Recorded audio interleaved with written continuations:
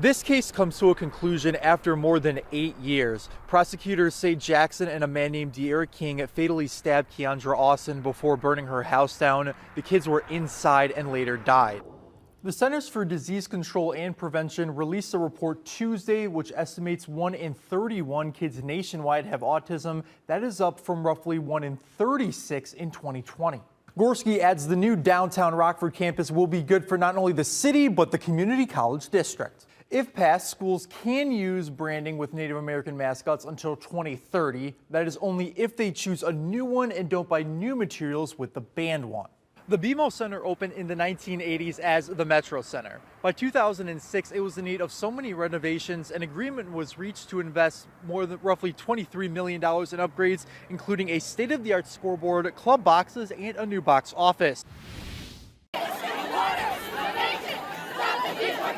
I'm afraid for my kids. From Jefferson to Auburn, dozens of high school students walked out in protest of President Donald Trump's immigration policies, with U.S. Immigration and Customs Enforcement ordered to deport undocumented immigrants. My dad and my uncles are immigrants, and now since Trump is president, they're going back. Cyril Longwitz's 6 children are half Hispanic, all born here. Her daughter Vanessa Ramos attends Jefferson High School. Her dad is illegal. She was crying on the phone telling him, you know, I'm happy we have a relationship. You know, I'm sad that possibly you can go back to Mexico. We really just want to protest for our family. Miles away at Auburn High School, the same message hits close to home for some protesters. Others stood in solidarity. Hacer todo lo posible. We're not going to let you guys down for anything. We're going to fight for it. And we're going to still go through all this and make it more stronger. They treating black and Hispanic and white real differently. Friday's protests are the third in a week. Students at East High School walked out Tuesday. I'm all for deportation, only if they have a criminal record. They shouldn't just break families or hardworking families apart.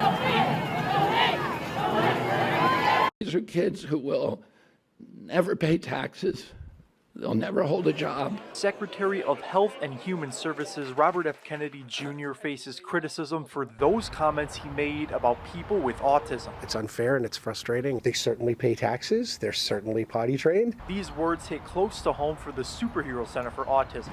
They serve roughly 600 local families, ranging from people who can live independent lives to others who may need more care. Not only is that disheartening for our families, it's also really, really tough for a lot of our individuals that have autism to hear things like that and to understand that, you know, the world is seeing them in a different way just because they see the world in a different way. Jim Taylor says autism is diverse. There is not one way to describe all people with the disorder. People with autism are not disabled, they're differently able. Individuals with autism are also discovering a lot of things about themselves, and they're being given these opportunities in these spaces to try new things and to learn these skills. Nonprofit RAMP says RFK's words are harmful, and autistic people have always been and will be vital members of our society. This thinking reinforces damaging stereotypes and erases the real experiences of millions. These are people that can advocate for themselves, can speak for themselves, are fully aware of their needs and their abilities, and it's really, really, really important to listen now more than ever.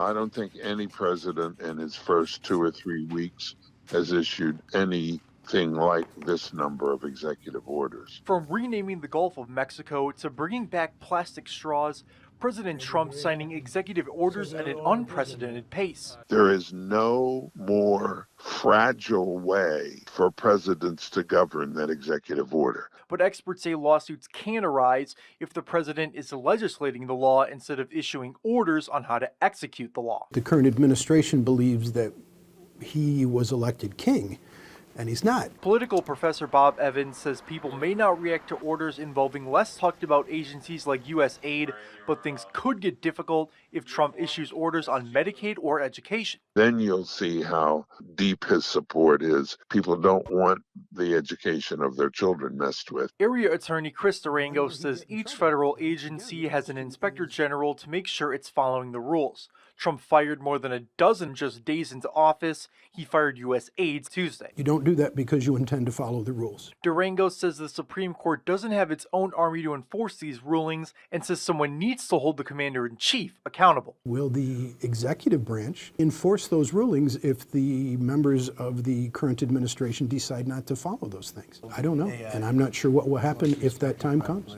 I saw a text come through from one of the other ADs in the conference, and that is in the same situation. That message was about legislation passed in the Illinois House Thursday banning Native American mascots in public K-12 schools. The Pecatonica Indians would be one of almost 10 Rockford area mascots impacted. I haven't had time to really think about it passing. If passed, schools like Pecatonica can use their current name, but they must get written consent from that federally recognized tribe, plus a partnership for learning opportunities and updated school policies. Especially right now with as much pride as we do have here, it's nice to see all that. People are going to take pride in their community either way. I have friends in 11 states, and the wokeness has to die. That's kind of the opinion. Santu Malovich's grandson is on the South Lloyd Sobos track and field team, another school that would be impacted. It's really honoring. It's not making fun of them.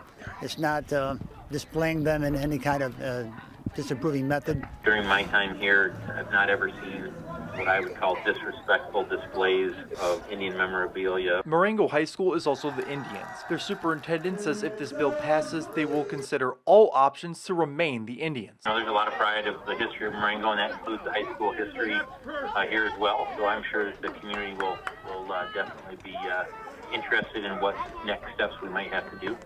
A little bit alarming, but hasn't happened in years. Kirk Henry uses air travel for work. He says the recent plane crashes caught his attention, but he isn't worried.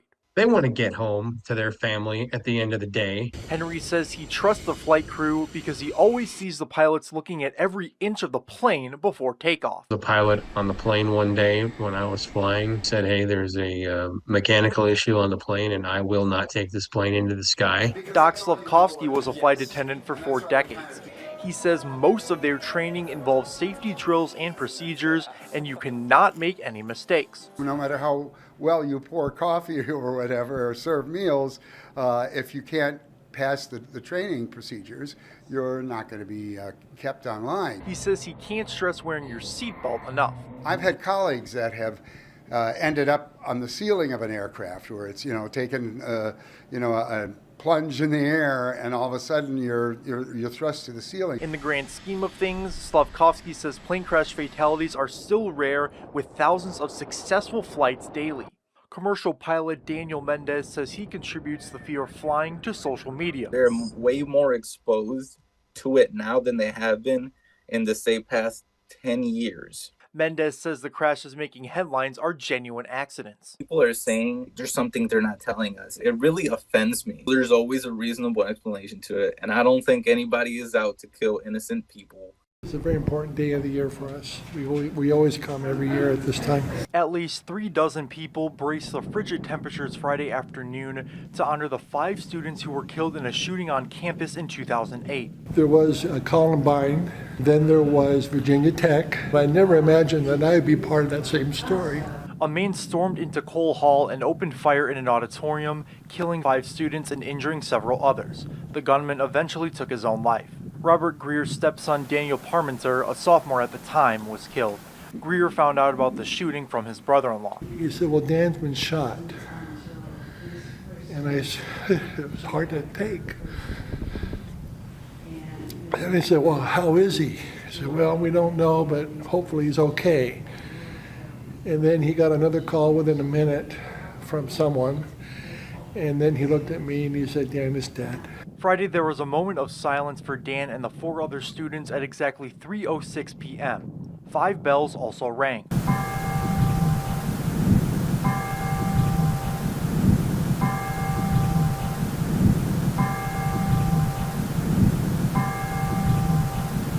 I'm just glad that people came out, besides the families here, to pay their respects for Dan and the others. And I just wish that these would end. I wish we didn't have another one. In DeKalb, Anthony Ferretti, WIFR News.